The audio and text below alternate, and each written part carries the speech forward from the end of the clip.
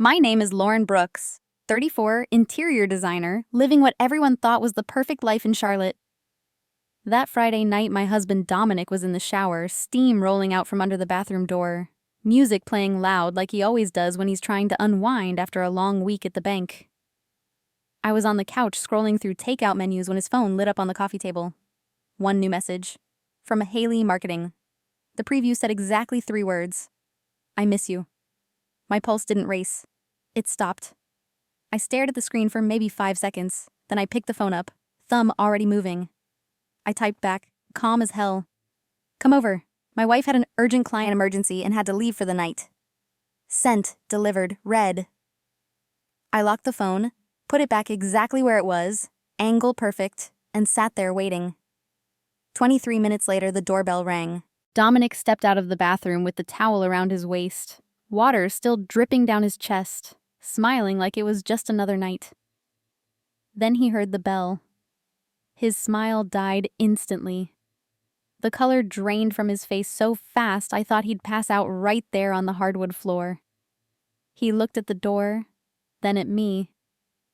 I just smiled, stood up slow, and said, "I got it, babe." I walked to the front door, heart steady, hand on the knob. Whatever was about to happen next, I was ready. If this is your first time here, smash that subscribe button and turn on notifications, because these stories only get wilder from here. Let's dive in. I turned the knob and pulled the door wide open. Standing on the porch under the motion light was a young white girl, early 20s, blonde blowout still perfect, wearing a tight cream sweater dress and holding a small pink bakery box tied with ribbon. The second she saw me, her fake confident smile collapsed. "Hi, is Dominic home?" Her voice cracked on his name. I didn't answer right away. I just looked her up and down once, slow, then stepped aside. "Come in, Haley." She froze when I said her name. She hadn't expected that. Behind me, Dominic appeared in the hallway, towel still around his waist, hair dripping. The second he spotted her, his entire body locked up like someone hit pause. Haley tried to recover. I heard he wasn't feeling great, and I was in the area, so I brought dessert." She lifted the box a little higher, hands shaking. I closed the door behind her, soft click, and smiled the sweetest smile I could manage. "That's so thoughtful. Come sit." I walked her into the living room like I was hosting book club. Dominic hadn't moved. I pointed to the armchair facing the couch. "Haley, sit there. Dominic, baby, go put some clothes on. We have company." He opened his mouth. Nothing came out, then disappeared upstairs fast. Haley perched on the edge of the chair, knees pressed tight together, clutching that pink box like a life raft. I sat on the couch, crossed my legs, and leaned forward just enough. "So, marketing, right? Dominic says you're the new coordinator they brought in from Raleigh." She nodded too hard. "Yes, ma'am." "Don't ma'am me, I'm 34. I laughed, light and sharp. "How long have you been with the bank? 3 months?" "Almost 4. Fast learner then." I tilted my head. "He speaks highly of you." Her cheeks went red. She had no idea where to look. Dominic came back down in sweatpants and a t-shirt, hair still wet, face gray. He sat on the far end of the couch, as far from me as the cushions allowed. I stood up. "Let me get us something to drink." In the kitchen, I grabbed 3 glasses on purpose. For me and Dominic, I took the heavy crystal tumblers we got as a wedding gift. For Haley, I pulled a half-empty plastic bottle of off-brand water from the fridge door, the kind we keep for the yard guys. I walked back, set the crystal in front of Dominic, the plastic bottle in front of her. Didn't even twist the cap off. Haley stared at it. Dominic stared at the floor. I sat back down, tucked my legs under me, and smiled again. "So tell me about yourself, Haley.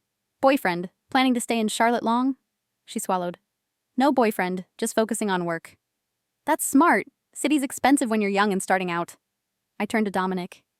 "Remember when we were broke in that tiny apartment in Noda, babe? Eating ramen on the floor because we couldn't afford a table?" He managed a weak nod. I kept going. "Now look at us.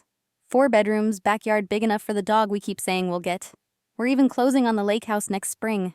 You should see the plans, Haley. 5 acres on Lake Norman. Perfect for kids one day." Her fingers tightened around the bottle. Dominic finally spoke, Voice hoarse. Lauren, maybe Haley has to. I cut him off, gentle. She just got here. I lean toward Haley again. Dominic says the marketing team works late a lot. Client dinners, brainstorming sessions. Must be exhausting. She tried a smile that didn't reach her eyes. Sometimes. I picked up my phone, scrolled like I was checking something, then looked up. Funny, I help him clear his expense reports every month. I don't remember seeing your name on any dinner receipts. The room went dead quiet. Haley's knuckles went white on the bottle. I kept my voice soft. Anyway, we're thinking St. Thomas for our anniversary trip next year. Private villa, no kids, just us. We've earned it, don't you think? Dominic's breathing had gone shallow. I turned back to Haley. You ever been to the islands? She shook her head. You should go while you're young, before life gets complicated. I paused. Before you realize some things aren't worth the price. The plastic bottle crackled in her grip. I stood up again. I'm going to check the oven. Dominic made pizza dough from scratch earlier. Thought we'd have a quiet night. Just the two of us. I walked to the kitchen island, opened the oven door, let the heat roll out even though there was nothing inside. Closed it again. When I came back, Haley was halfway out of the chair. I just remembered I have an early meeting tomorrow. I tilted my head. Already? You just got here. She was backing toward the door, bakery box abandoned on the coffee table. Dominic finally found his voice. Haley, wait. I shot him one look and he shut up. At the door, she fumbled with her shoes. I leaned against the frame, arms folded, watching. When she finally got the handle open, I spoke low enough only she could hear. Next time you miss my husband, text him when he's alone. Tonight wasn't that night. She didn't look back, just ran to her car and peeled out of the driveway. I closed the door, turned the deadbolt, and looked at Dominic still frozen on the couch. He knew the real conversation was just getting started. Dominic stayed on that couch like he was glued to it. I walked straight to the entry table, picked up his phone from where he'd dropped it earlier, and held it up between two fingers. He finally looked at me. Lauren! I didn't let him finish. I threw the phone hard against the marble console. Screen cracked, pieces skittered across the floor. He flinched like I'd hit him. I stepped over the shards and got close enough that he had to crane his neck to meet my eyes. Get up, we're talking in the office, now. He stood on shaky legs and followed me down the hall. I closed the office door behind us, leaned back against it, arms folded. The room smelled like his cologne and the leather chair he loved so much. I started calm. How long? He opened his mouth, closed it, rubbed the back of his neck. It was stupid. It didn't mean anything. How long, Dominic? He looked at the floor. 4 months. 4 months. While I was pulling all-nighters for clients, while I was transferring money into our lake house fund, while I was planning our 10th anniversary. I pulled a thick folder from the bottom drawer of my desk and dropped it in front of him. It landed with a heavy thud. He stared at it like it might explode. Open it. Inside were printed bank statements, highlighted transfers. 600 here, 800 there. One labeled Team Lunch. That was actually a hotel in Asheville. Another 2,000 with the memo, conference materials the same weekend he told me he was in Richmond for training. Next page. Screenshots from his second Instagram account I found 2 weeks ago. Pictures of Haley in his passenger seat, her feet on the dash, heart emojis under every one. Next page. Keycard records from the Marriott Uptown, pulled by a friend who owes me favors. Same nights he came home late, smelling like a different soap. He flipped through faster, face getting whiter with every sheet. I waited until he reached the last page. A single long blonde hair in a Ziploc bag, lifted from the driver's seat headrest of his truck. My hair is dark and shoulder length. He dropped the folder like it burned him. I spoke quieter. I was going to confront you tonight anyway. You just made it easier by having her deliver herself. He sank into the leather chair, elbows on knees, head in his hands. I ended it last week, I swear. You ended it the same week you transferred her another 500 four-car repairs. Real convincing. Silence stretched thick. Then he tried the tears. Shoulders shaking, voice breaking. I got scared. We've been together since college, Lauren. Everything got so big. The house, the plans, the future. She made me feel young again. I laughed once, short and cold. You're 37, not 90. He kept going. I was going to tell you. I just needed time. Time to figure out which life you wanted more? I stepped closer. The one with the wife who built everything with you? Or the one with the 23-year-old who thinks Applebee's is fine dining? He had no answer. I walked to the closet, pulled out the suitcase I'd packed yesterday, set it open on the floor. His eyes went wide. You're leaving? Tonight? I'm done sleeping next to a stranger. He dropped to his knees, grabbed my wrist. Please, counseling, anything. I'll delete everything, block her, whatever you want. I looked down at his hand on me and felt nothing but disgust. I pulled free. You don't get to touch me anymore. He stayed on the floor while I moved through the room fast. Toiletries, laptop, the folder with our joint accounts, the spare key to the safe deposit box. When I zipped the suitcase, he was still kneeling, crying for real now. I stopped at the door. One more thing. My parents put $50,000 into this house when we bought it. That note is in the safe. You'll be hearing from their attorney. His head snapped up. Lauren. I didn't wait.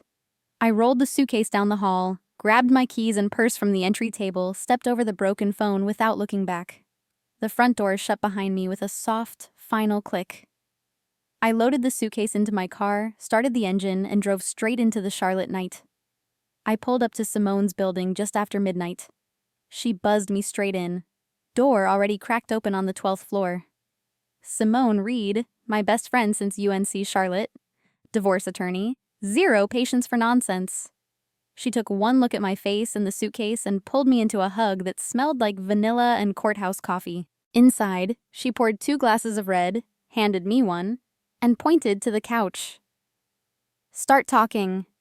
I laid the folder on her coffee table, spread everything out like evidence in trial. Bank records, hotel logs, second Instagram, the hair in the bag. She flipped through fast, eyes narrowing with every page. When she finished, she leaned back, took a slow sip, and smiled the dangerous smile that scares opposing counsel. This is gold, Lauren. North Carolina is equitable distribution, not community property, but adultery still kills alimony claims and poisons any judge. You walk away with way more than half. I nodded. I didn't want half. I wanted him to feel it. Simone tapped the hotel receipts. He used his corporate card for 2 of these nights. That's terminable offense at Bank of America. 1 anonymous packet to internal audit, and he's done. I shook my head. Not yet. I want him scared first. I want him to watch everything slip before it actually falls. She raised an eyebrow. So, we play the long game. We stayed up until the sky turned gray, mapping it out on her laptop. First, I froze every joint credit card that night from my phone. Second, I moved 60% of the checking and savings into an account only I could touch.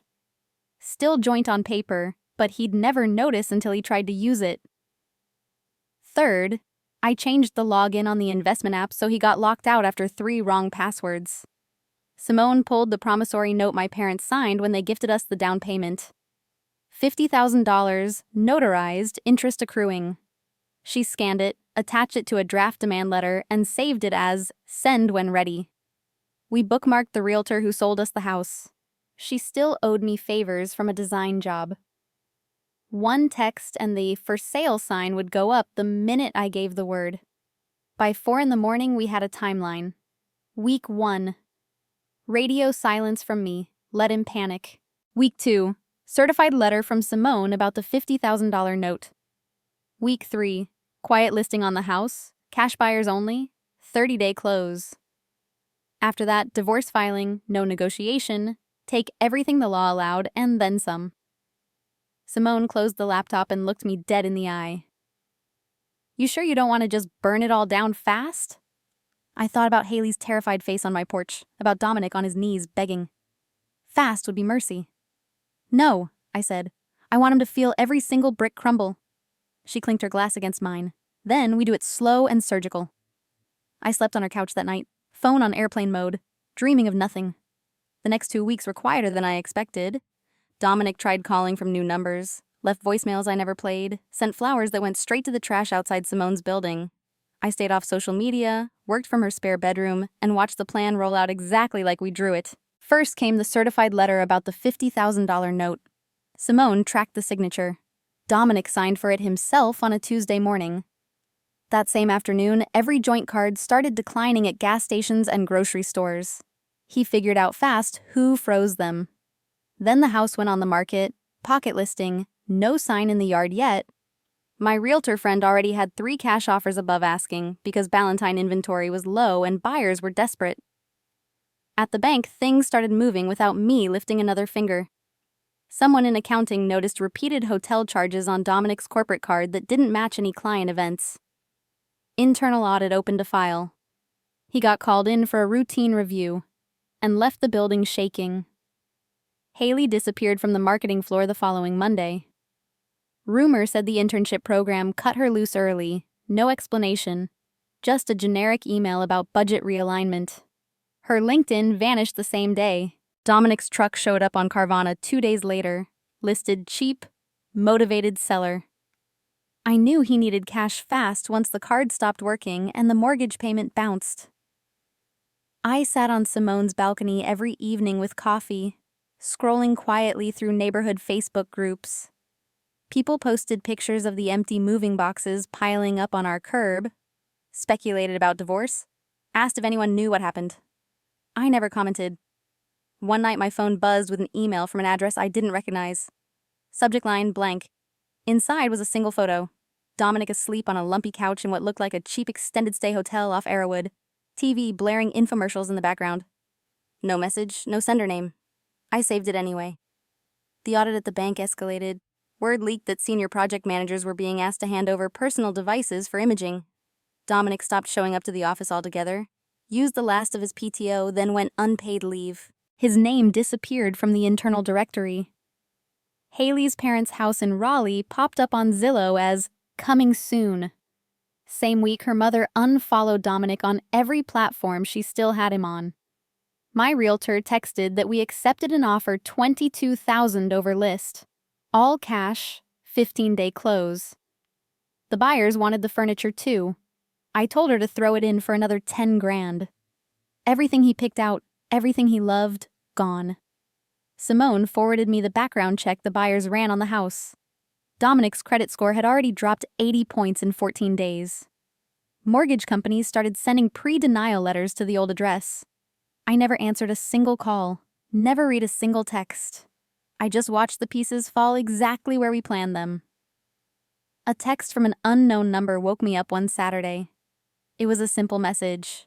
"This is Ryan Carter, Haley's older brother. Can we talk? Coffee, anywhere you pick. I'll pay." Yeah. I stared at the screen for a long minute, then typed back the name of a quiet cafe in South Park and a time 2 hours later. No emoji, no explanation. He was already waiting at an outside table when I arrived. Tall, dark blonde, navy blazer even on weekend.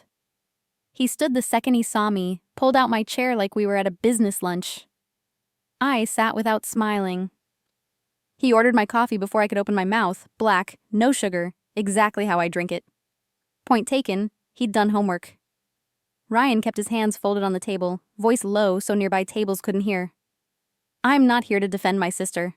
I'm here because she's falling apart and my parents are blaming the wrong person." I raised an eyebrow and waited. He exhaled. "Haley moved back home 3 days ago. She's not eating, barely sleeping. The internship cut her loose. Her credit cards are maxed from stuff Dominic put on them, and now landlords won't rent to her because of the background check flag." I sipped the coffee, still said nothing. Ryan leaned in a fraction. "She told us everything. How it started as flirting at after-work drinks, how he said you two were separated, how he paid her rent twice when she got behind. She's 23 and stupid, Lauren. She thought he was leaving you." I let the silence stretch. He tried again. "My parents want to sue you for harassment or whatever they read online. I talked them down. I just want this to stop hurting her more than it already has." I set the cup down slow. "Your sister walked into my house thinking she belonged there. She took money that was meant for my future. She helped a married man lie for months. And now you want mercy? Ryan's jaw tightened. I want you to understand she's a kid who got played harder than she played anyone. Dominic is the one who had the ring, the mortgage, the real power. I almost laughed. So, because he's older, he gets the blame and she gets the pass? That's convenient. He shook his head. No passes, just reality. She has no job, no references, and a reputation that follows her on Google now. That's a life sentence at 23. I looked him straight in the eye. Dominic sleeping in a weekly rate motel off 485 with a duffel bag and a suspended license because insurance lapsed. That's a life sentence at 37. Tell me again who's worse off. Ryan went quiet. I finished the coffee, stood up, and dropped a 10 on the table even though he said he'd pay. Your sister chose to insert herself into a marriage. She can live with the fallout. So can your family. He stood too, voice softer. If there's anything I can do to make this right, there isn't. I walked away without looking back. That night, I forwarded Simone the text thread with Ryan, time-stamped and screenshot. She added it to the divorce file under attempted witness tampering. We never heard from any Carter again. The closing date on the house landed the same week as the final hearing. I walked into the Mecklenburg County Courthouse wearing the navy suit I saved for six-figure client presentations. Simone walked beside me in black heels, sharp enough to draw blood. Dominic sat at the respondent table in a rented suit one shade too dark, no tie, eyes red. The judge, a woman with silver hair and zero tolerance for drama, flipped through the files Simone prepared. She paused at the promissory note, the corporate card receipts, the hotel keycard logs, then looked over her glasses at Dominic's attorney. His lawyer tried to argue fault didn't matter in equitable distribution. The judge cut him off with one raised hand and started reading the settlement terms out loud. I kept the entire proceeds from the house sale, $412,000 after commission. I kept both investment accounts, the full 401k, and the lake house deposit money we never got back. Dominic kept his truck, negative equity, his clothes, and the debt on 3 credit cards now solely in his name. The judge asked if he understood he was waiving alimony forever. He nodded without looking up. She asked if the agreement was entered voluntarily. His attorney nudged him. He managed a cracked yes. Pen scratched paper. Gavel tapped once. Done. Outside in the hallway, Dominic tried to catch my arm. Security stepped forward the second his fingers brushed my sleeve. He dropped his hand fast. Simone handed him the certified copy of the decree and the demand letter for the $50,000 parental loan, now due in full with 8 years of compounded interest. Total came to $78,412, payable within 30 days or lien on any future wages. He stared at the numbers like he didn't recognize them. I walked past him without slowing down. 2 days later, the buyers wired the money. I paid off the small mortgage on my new condo in Uptown, put the rest into treasuries, and signed the listing agreement for my biggest commercial design project ever, a boutique hotel in Asheville that would finally put my name on the map. Dominic's final paycheck from the bank hit his new solo account, minus the garnishment Simone filed the same afternoon. HR had already terminated him for cause. No severance, no unused PTO. Reference marked, not eligible for rehire. I never looked back. 4 months later, I stood on the balcony of my new place watching the skyline light up. The condo was half the size of the old house, but every corner was mine. No traces of them anywhere. Clean lines, warm woods, plants that actually stayed alive because I watered them myself. My company had just signed the biggest contract in its history, a full hotel renovation that put my name in Architectural Digest. My inbox stayed full of new inquiries, my bank account healthier than ever. Dominic's life kept sliding in the opposite direction. He bounced between weekly motels off Billy Graham Parkway, driving Uber Black in a 10-year-old Accord because the truck got repossessed. Background checks blocked him from every decent job in finance. The termination for cause followed him like smoke. His parents stopped answering when collectors called. Last I heard, he was sharing a 2-bedroom with a guy from high school who felt sorry for him. Haley never left Raleigh. She worked part-time at a coffee shop near NC State, living in her childhood bedroom. Profile pictures gone private. The girl who once thought she could take what wasn't hers learned the hardest way that actions have receipts and some debts you pay for years. I still get messages sometimes. Women who found the story on forums or TikTok stitches.